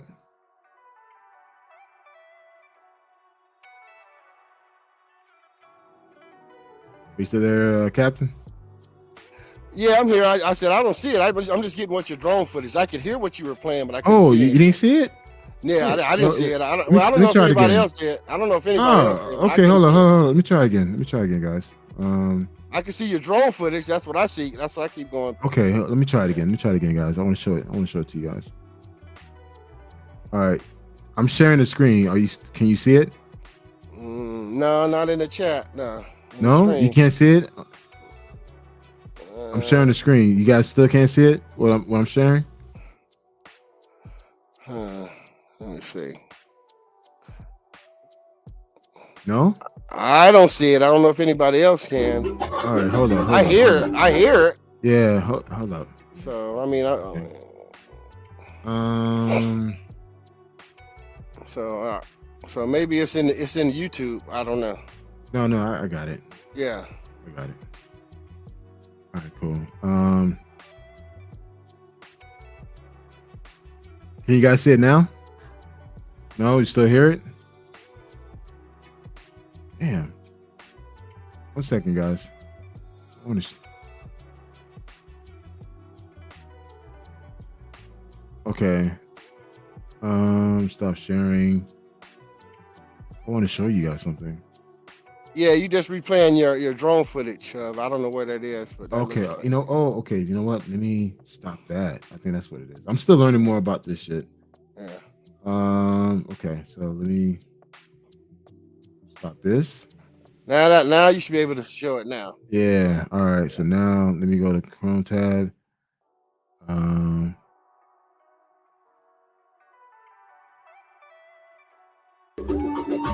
There you guys go. See it? There you go.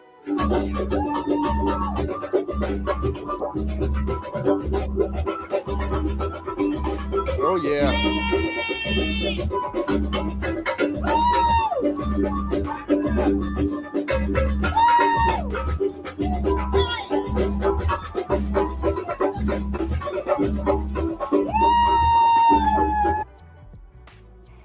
Yeah.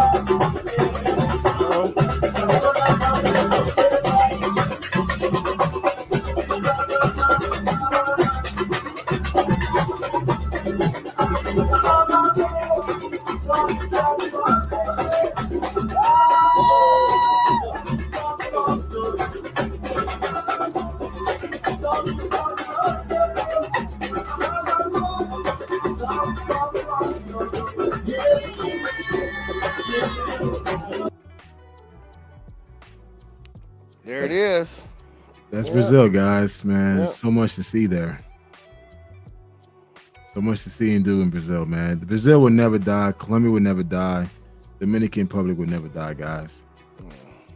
There's a lot. There's a lot of stuff to do in these countries, guys. If you branch out away from the tourist areas and really explore the country for what it is, man. Yeah, I mean, ain't nothing wrong with the tourists. I mean, I like some of the touristy stuff too, but I didn't, learning Portuguese. That's the big thing for me. So I've been working on that because I'm planning on spending more time in Brazil.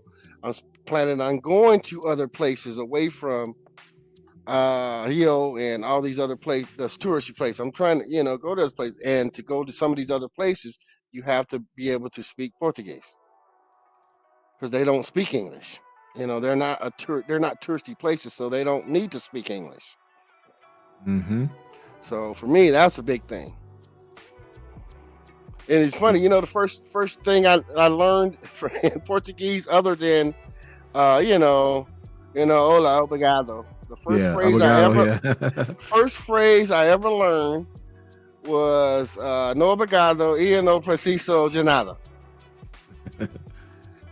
That's the first phrase I learned. And basically what that is you're going to have all these people coming around trying to sell you peanuts and all this other stuff. And basically that phrase is, no, thank you. I don't need anything.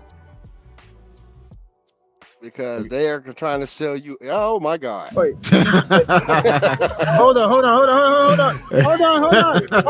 Hey, go back. Wait. You got me in mid-conversation. I'll look up. Hold on. Hey man, look, when I go to Brazil, man, I don't know, I attract some wild people around me, man. So I'll be like, I just want to have a good time. I have this energy where I just want to have a good time. It's like, hey, if it means they just throw a beach party right now. Like, we're gonna just order some food, go to the liquor store, get some shitload of liquor, and just like, we meet some girls, they'll come through, have a good time, and go back to the crib and take the party there. Yeah, I'm going there for New Year's. I have never been there for New Year's, so I'm obviously gonna take my drone, but I'm gonna bring my camera, and TR is gonna bring his video camera, so we're gonna get all that kind of footage and stuff. I mean, obviously during the day, I'm gonna fly my drone and get footage that way. But I've never been for New Year. I've seen pictures from before, and I just can't even imagine 200,000 people on that beach. Yeah, I'll be in DR, man. I'll be spending time with my girl's family. Yeah. Well, just in case you guys, I've been with my girl for 7 years, and New Year's for her family is big, so it's like the holidays.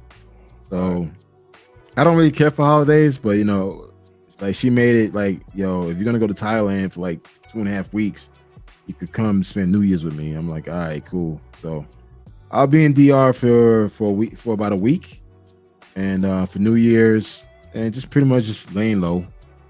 I'll probably stop through Sosua for a little bit, check out some people, then go back to the countryside. Yeah. So I mean, if anybody's gonna be in Brazil for New Year's, I'll let your boy. Are you gonna wear all white? Are you yeah. You know what? I actually did some research on that as far as why they wear all white. And from the research I found, the wearing of the white is supposed to promote cleanliness of the new year. Oh, okay. So all the white, everything you wear in white has to be brand new. Can't have been worn before. Has to be brand new. Can't have been worn before. So that's where the thing with the white comes from. It's for prosperity for the new year.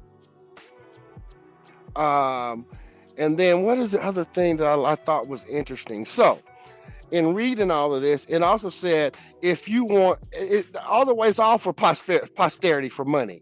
But if you want a more better personal year, it was saying, it's interesting, that you have to wear yellow underwear.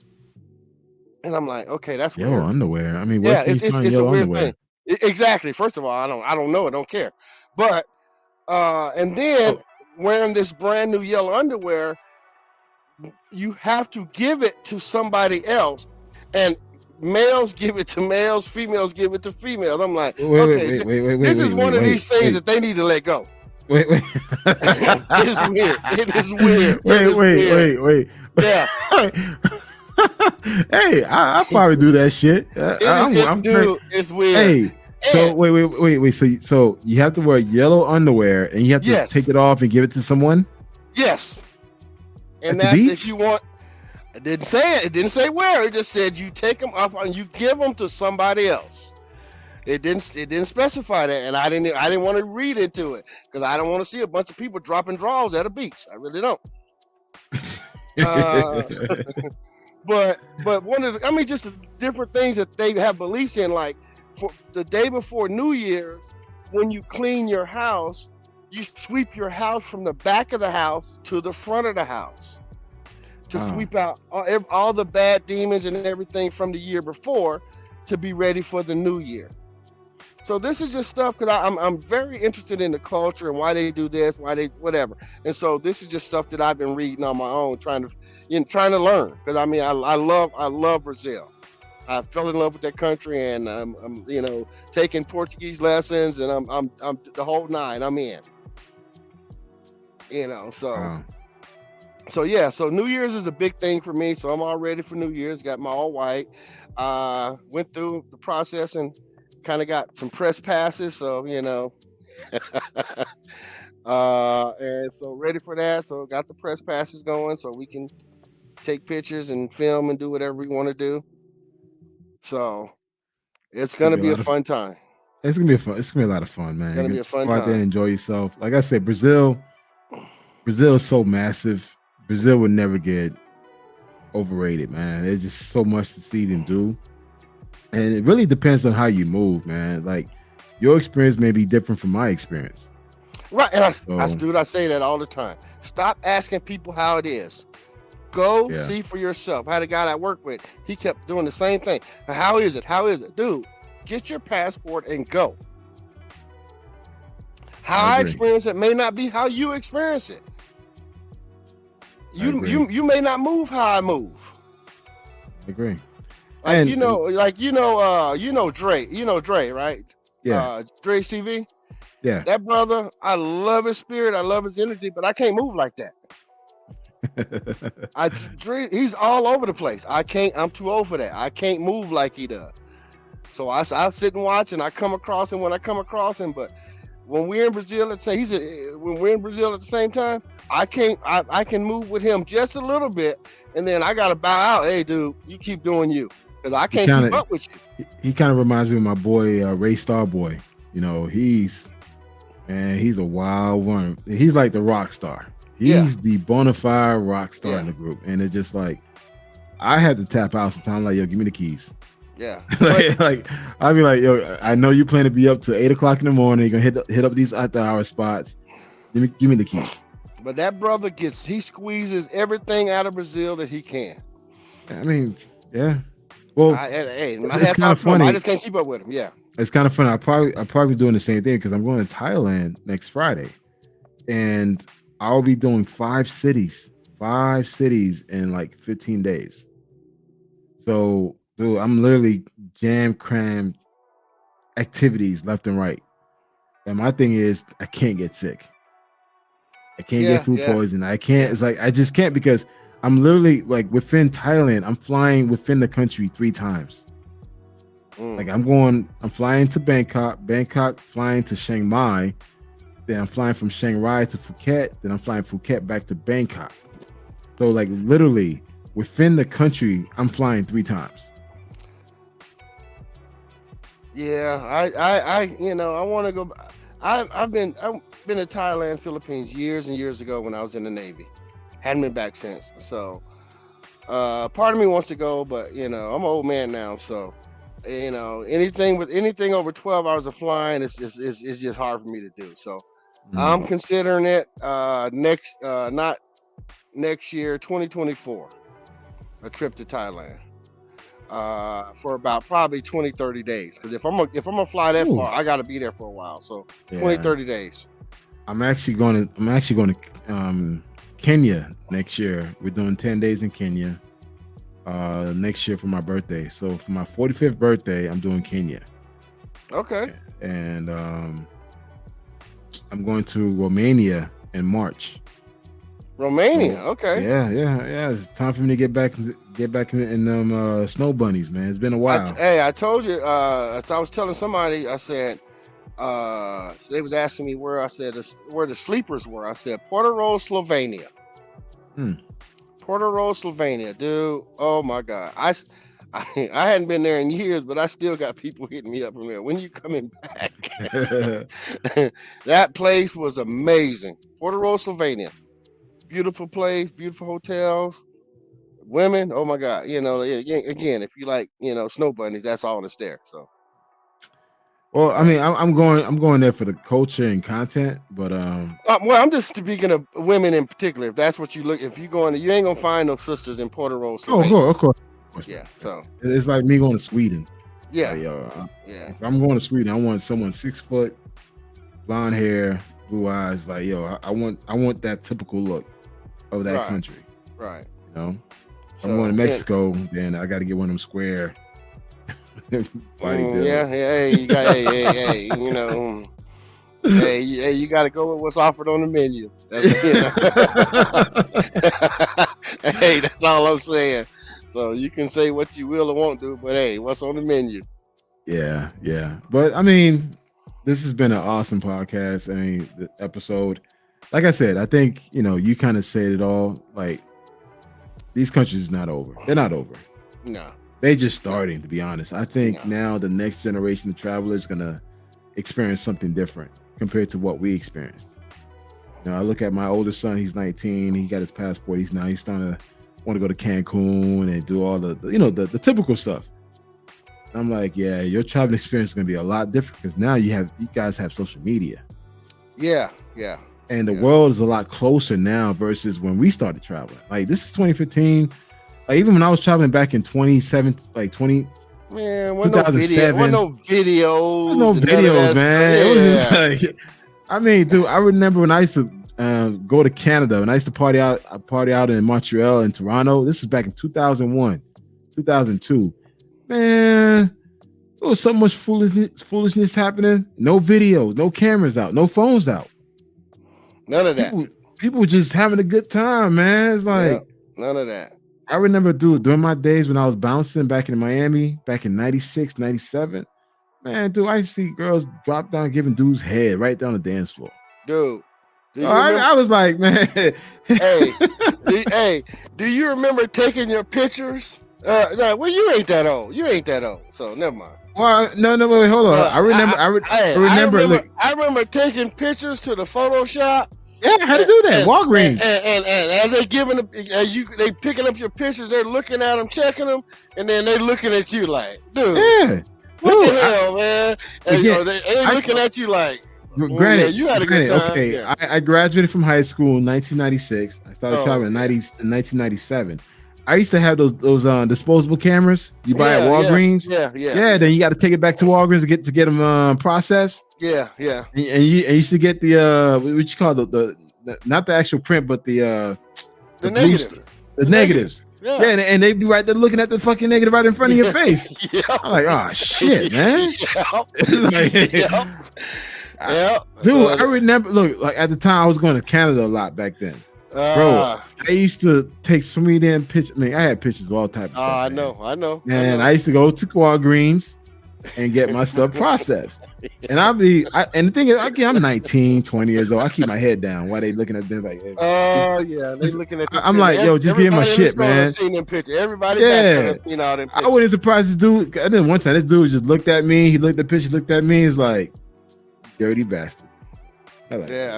It's what it is, man. But even then, it's shit. Honestly, in college, I was doing that. I was doing that shit in college. Yeah, but times have changed now. Everything instant. You ain't got to do that, you know. Yeah. You move differently. And back then, it was just word of mouth. You know, you talk to this person, that person, whatever, and that's how you found out some information. Hey, where you stay at? Or I usually stay here, or I know this person that can hook you up. That's how it was. But now everything's on the internet. You know.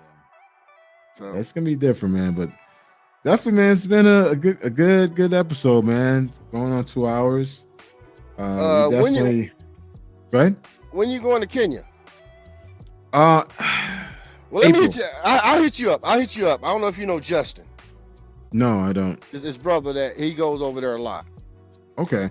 Yeah. Yeah. We're planning to hit up Nairobi and Mombasa. Okay. He been to all them. He loves Africa. Oh yeah. Yeah, he loves Africa. He's a light skinned brother. They love him. But he loves them. No, he loves them dark ones. That's the point. They love him too. Oh my God. But yeah. Hit me up, man, and I'll shoot him a number because he's always over there. Justin, because he works remote, so he don't have to come back to the States. He may go back to the States 2 or 3 days, and he's off somewhere else. So. Wow. Okay. Well, hey, thanks for jumping on, man. Hey, no problem, bro. Hey, I gotta support you, man. All right, I appreciate it, man. Thank you. Peace, everybody. All right, Mike. All right, Captain. Just to answer my own question, man, is the big three over? No, it's not. It's just starting. I think, guys, like it or not, these countries, due to inflation, economy issues, and everything else, and more people traveling to these countries, the prices are just going to go up. So don't waste any more time and not traveling. If you have an opportunity to travel, go ahead and take that trip, enjoy yourself, and understand that, hey, listen, your experience would differ from someone else's experience. So go out there, experience the world for what it is, bring enough money with you, bring your credit card just in case you need it, and have fun, enjoy. And the big three is not dead, man. It's not over. There's no need to protest. Go out there, enjoy yourself, have fun, explore, create those memories, and pass on the torch, man. With that being said, thank you for listening and have a great night, man.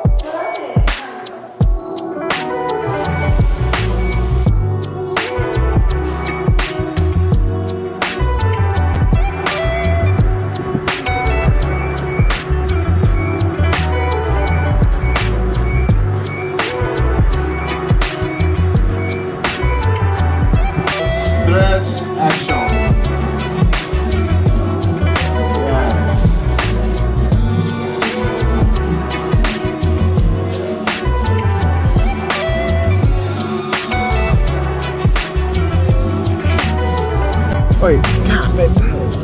Hold on. Hey, go. Chilling in San Domingo, man.